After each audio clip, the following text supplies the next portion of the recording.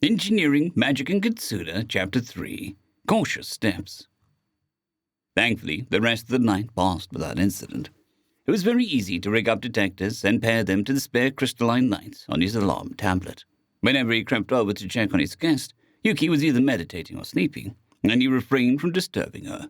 Thankfully, she placed the plates by the door for him to take when she was done, so he didn't have to step into the room. John had even managed to get a few hours of sleep. Not as much as he should have, granted, but he had operated on far less.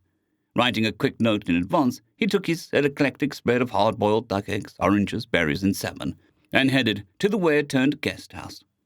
That dreadful storm had cleared up since last night, although angry-looking crowds still loomed overhead, threatening to open up any minute. Still, for the moment, all was calm, with the rich scent of this petrichor filling the air, slowly being carried away by the whisper of a breeze. Reaching the end of the cobble path, John stepped onto the wooden entry under the shield of the peaked eaves and pressed his ear to the door. Hearing quiet shifting, he cracked the door. "Good morning, Yuki. I brought some breakfast." Of course, she couldn't understand him, but the words weren't the point. "John," she responded, followed by a string of words he didn't understand. Still, if he had read her tone correctly, she sounded positive, almost happy. Permission to enter granted, he supposed. Sliding the door open, he found the Kitsune in a cross-legged meditative pose, fingers interlaced across the core. The Kitsune sent him a smile, even if he could detect a bit of an edge to it.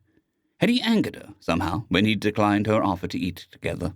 He sincerely hoped that he wasn't about to step on some sort of local social maw. Moving the standing tray before her, he put the plates on top before putting out his note. "Good morning," it read.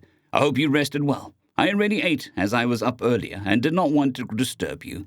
But I had prepared a meal with many good things for healing. Whatever words they had for nutrition, he had yet to find them." If she was put off by the strange assortment as her eyes flicked over the platter, it didn't show. Grabbing her writing implements, Yuki replied, "I slept soundly, and I appreciate your kindness. When I came here, I was not expecting such care. You opening your home to her," followed by a word he didn't understand, "speaks well of you." What care did she expect, then, when she picked here rather than the village? "Thank you. Please have your breakfast, and then I would like to ask you some questions after I check your injury. I would ask if you let me know if anything I ask oversteps boundaries," John wrote before settling in the corner, out of the way. She looked him up and down before nodding, switching to kneeling rather than sitting cross-legged, taking her chopsticks and eating her meal. To him, it looked like she was in a hurry, trying to get through her meal as fast as possible while still being polite. Was she starving? He already made the portions extra generous to account for her size. Perhaps he'd have to up them again. Still, it did not matter. He might have to lean on the fields more, but the lambs were doing their job. No matter the Kitsune's appetite for all these next few weeks, he'd have enough. It did not take her long to polish off the food, but John's anticipation made it feel like an eternity. Still, he couldn't help but notice that those fangs held less terror for him than they did yesterday. Perhaps a night of sleep was all he needed to calm his nerves, and realize that she was just one more mystery of this world, not another monster of the forest coming for him. Granted, she was still an existential threat, but a creature craving the flesh of a homeowner would do better to gain entry in a guise of at least look like the same species as their target. Soon enough, she finished and wrote on a paper, "I have some things I'd like to know, too. Would you like to trade? Question for an answer, answer for a question." It took him a moment to pass the unusual phrasing, but he replied simply, "Yes, after I check your wound." The Kitsune nodded before rolling the edge of a garment up as he retrieved the fresh pot of dressings and washed his hands. Crouching back down, he noted that the sight looked surprisingly good. No bleed-through. The bandage was still white, although it looked a bit bulged. It was almost like the bandage was covering an ugly swollen bruise rather than a great rend. Fearing the worst, he slowly unwrapped it, clean layer after clean layer, as he went deeper. It was a good sign, at least. Once he discarded the final layer, he had to fight to keep his jaw from dropping.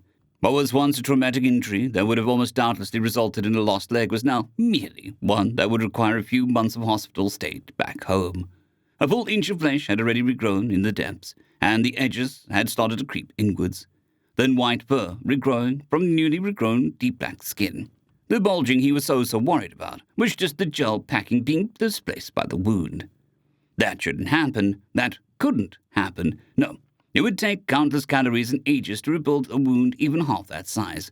Biology just didn't work that way. And yet, The truth sat right in front of him. The area was far less red than the day prior to, and the slight tint of the medicine in the gel was almost gone now, like it had been sponged away by her greedy body. A quick glance back at her thigh revealed that it was still around the same thickness, so it wasn't as if her body was drawing on fat reserves elsewhere to heal so fast. Where did it come from? Seeing her shift, John looked up and beheld a piece of paper saying, "Thank you, your medicine works very well." He forced a smile on his face and gave her a nod before slightly shakingly going back to his work. He removed the entire packing and cleaned the area once more. Usually, he'd grab the tweezers and remove the focus. It'd let the semi-solid gel turn entirely liquid and drain out, but some form of protectiveness drove him to try and preserve even the most banal of secrets about his methods, even though Yuki had doubtlessly figured it out. Repacking and bandaging went fast, even if it was still disconcerting how much less gel it took. Maybe it was just part of whatever supernatural force kept her upright yesterday. Now, that was a thought and a half. Insane ability to ignore injury. Regeneration. Did the Kitsune possess other enhanced physical aspects as well? Could she lift a tree over her head or run as fast as a car? Even though it terrified him, he buried it under an insistence that it was immaterial until he had actual proof rather than idle hypothesizing. John sat back up, thinking about what he would ask her instead, immediately discarding the idea of asking her about healing, lest he give away his ignorance. It was tempting to ask her who she was personally and what role Kitsune played in society, but given away, even that sliver of ignorance felt dangerous. Should that end up being dead obvious to anyone from this world, Yuki could feed John any lie that she chose, and he'd have no way of proving it. He already shared that he had taught himself the written language, but for all she knew, he could have been raiding caravans and interrogating the survivors to get an up-to-date slice of information about the world. That provided him with some form of safety.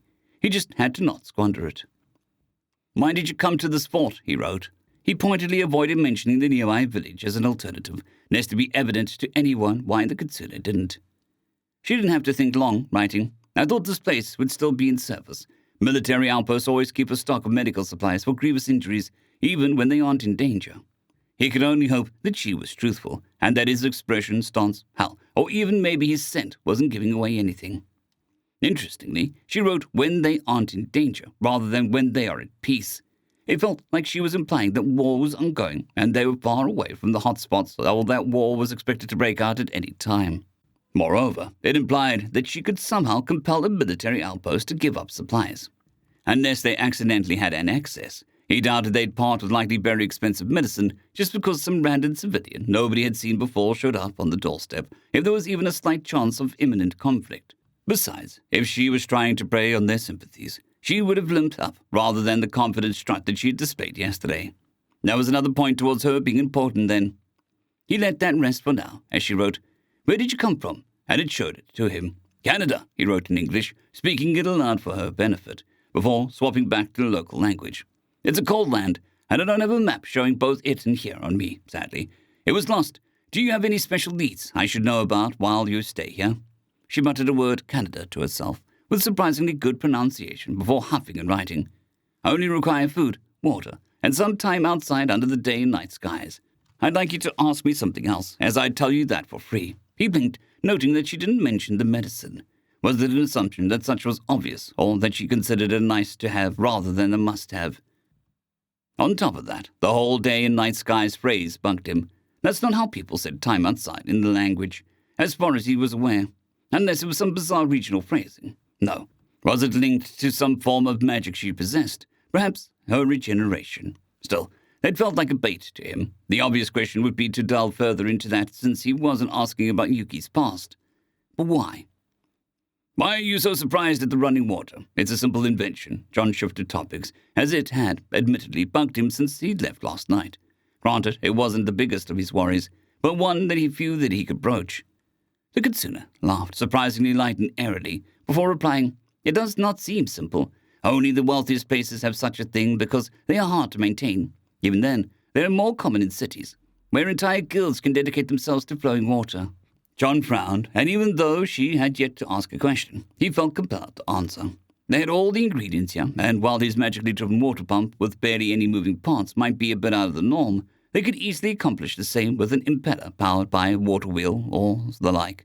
Sure, plumbers would obviously be necessary for their startup, but it's not like they need attending every hour of the day. He drew out the anatomy of a simple water supply, leaving out his specialty pump and depicting a more basic impeller setup, a ball check valve after it, leading to the sand filter, then to water storage barrels, and finally to a pipe network that ran throughout the buildings. "This part here sucks the water up by spinning," he wrote, with an arrow pointing to the simple pump. "This one here stops it from going back." Then an arrow to the valve, "And this part filters it before it goes to storage. Then another set of parts like this first to make sure that the pipe after that storage is very full. If you keep the system like that, the water wants to get sprayed out when there is an opening. So you open them," he trailed off, trying to see if he remembered any mention of the word in the native language before coming up blank and defaulting to English. "Faucet, and it gives you water. This way, the first part only has to work when it has to refill the storage." Of course, this also omitted a few minor details that she didn't have to know, like how the storage tanks had two rudimentary sensors inside of them to detect when they were full or low to start and stop the pump. But how he did that would raise more questions than he felt comfortable answering. As she read over the diagram and the accompanying words, her eyes widened, reading it over a few times before settling on an expression of intrigue, furrowing her brows as she honed in on the early section. "But how does it only let water one way? I only see a spiral and a ball here." They surely had springs, right? Modern springs were far beyond what he'd seen of their technical prowess, granted, but even without his magical pseudo-lathe on the workshop, someone could replicate them to some degree. He held up a finger to indicate that he'd be a second as he rose, heading over to the shelf 5 on the left before grabbing a spring out of one of the spare parts bins, heading back over and handing it to her. The Kitsune rolled it over in her hand, inquisitively, testing it, before her eyes widened as she squeezed it lengthwise between her fingers and felt the resistance. "With the right kind of forging, you can make it want to return to a normal shape rather than bending," he explained. "The ball is metal and is wider than the narrow part of the line. Water comes from the outside and the line opens up, but it can only flow back if the pressure is too low." Yuki's eyes darted between his explanation and the spring before she tipped her head back and laughed heartily, offhandedly writing, "You would be either rich or dead if you moved to the big city. Well, the girls would be upset. The nobility would adore you. Hail John, the inventor of the labelless water." He incredulously stared down at the cackling fox, unsure if he should be more baffled by her being able to write so cleanly while laughing without even looking. Her particular humour, or fact that they didn't have springs here, well, not coil spring at least. In hindsight, it was an annoying manufacturing process, but they probably at least had leaf springs. Despite that, her laughter was infectious, and he couldn't help but crack a smile in turn at the absurdity of the situation. Who would have guessed a week back that he'd be writing messages back and forth with a giant Kitsune lady over the idea of indoor plumbing? "I'll make sure to keep the hot water in the house itself a trade secret then," he replied, although he had to wait for her to stop laughing to read his message. Perhaps she had experience with these girls of water transporters, as he could only picture legions of folk hauling buckets up and down stairs to feed gravity-fed systems, being obstinate to make this as funny as it was to her. As she read, her eyes took on a sharp glint, like a salesman who had spotted an easy mark, before looking back into his... "You figured out how to get flowing hot water, too. May I ask how?" Well, that was simple enough, even if he had still had to leave the exact specifics out, and pride swelled in his chest as he thought of sharing another of his works with an appreciative soul. "I have a very well-insulated water storage connected to the second line. Heat the water every few days and have it ready when needed. The taps where you can get hot water have 2 controls, one for hot, one for cold." Glossing over that the heating element was another arcane focus rigged up to a timer pointed at a series of encased metal coils immersed in the water felt like a smart call, but it was impressive enough in John's eyes even without that. She nodded, staring off past him for a moment after reading. "Much like how they did it, but more efficient and refilling itself," Yuki responded after a moment of thought, making sure to look at the paper as she wrote. Was earlier a slip, and she didn't want John to know how coordinated she was. "We got off topic. You are far exceeded our terms. Do you have another question for me?" That was right. The pair were trading questions, weren't they? It felt good to share what he'd been up to all these years. Still, he wanted to learn more about her, and the fact that she wasn't dodging questions felt like a good sign. Now, what should he even ask? He wanted to avoid asking things that would make his ignorance apparent, but if she wasn't some well-known figure, would not asking her about to give it all away. Instead, one was a bit of a doozy, but it should not reveal too much ignorance on his part. "Do I have to worry about your attackers coming here?" It was a simple question, loaded with implications, and her smile turned slightly more strained as he wrote the character for attackers, even though he wasn't writing with the sheet facing her. Interesting. Could she recognize the strokes he was making and picture the far side of the paper in her mind's eye? It would give her more time to figure out a response while still looking like she was answering off the top of her head by writing immediately after reading his writing after he flipped it around. No, they believe I have fled to the islands to the far east, the Kitsune wrote, her strokes becoming faster, sharper. After they check them, they will believe I have gone down south to the rebels and invaders. This valley has no... What followed was a pair of unfamiliar characters, so they will not be watching. How long have you been in this fort? He debated the strategy at first. Yuki was probably trying to figure out how long the fort had been abandoned by whoever she intended to meet, and he considered understating it at first. But she had heard how disused his voice was, and the timescale needed to implement some of the improvements he made would be dead giveaway. No, honesty fit well here. 5 years, he wrote, a stab of pain in his chest. The fox frowned confusion in her eyes and a hint of anger in her muzzle as her lips twitched to expose a hint of sharp teeth. Her fingers strummed against her leg, and she felt quiet, closing her eyes for a moment and reopening them only once she had taken a deep breath. Whatever was before, replaced by a picture of calm. I would like to head outside before continuing, she wrote, shifting to stand. John reflexively reached out to offer his hand to support her as she rose in turn, but she didn't take him on his offer. He fought down a sigh, instead walking out the door as she followed close behind. Finally, the skies had cleared, the mid-morning sun shining down on the pair as Yuki walked past him and into the courtyard. She flared her tails out wide and faced the sun, closed her eyes, and she took a few deep, meditative breaths, the sunlight cascading around her, and, for the moment, she seemed content. John froze as the light seemed to bend around her, wrapping her in a glowing cast of radiant yellow threads as it wove into semi-transparent strands, leaving long shadows in her wake, as if she had stolen it all for herself. Yuki breathed in, and more light was trapped in her ever-expanding web. The Kitsune breathed out, and it became more defined, more physical, and he lost sight of her. What did he do? Did he fight, try to scorch her before she could finish whatever she was doing? Was this part of her natural healing process? The glowing cocoon pulsed to the beat of her heart. Her heart, he realized, but he could feel it pounding against his chest, like his own was trying to match its pace. It felt comforting, in its own way. For reasons entirely beyond his comprehension, the feeling was almost like being nestled in a blanket. Looking out the window at first snowfall back home. How long did he stand there? John was on the edge of panic, despite his mind screaming that he should be, but instead, he found himself desperately trying and failing to devise a plan. Before he could settle on one, the light started to fade. Underneath the now less solid shell, it flowed into her with every breath, with every beat of her heart, like she was some transcendental being that subsisted of light rather than mundane air alone. She faced him now, eyes locked onto his through-fading glow. Too slow, powerful heartbeats to one, he unhelpfully realized as he thundered against his chest. Her smile spoke of gentleness, but her eyes spoke of mischief as she retrieved paper, brush, and ink from her pocket, passing the latter off to one of her tails to hold, and wrote, Pardon the display. You kept asking every question except the one you wished to, so I decided to give you a good reason.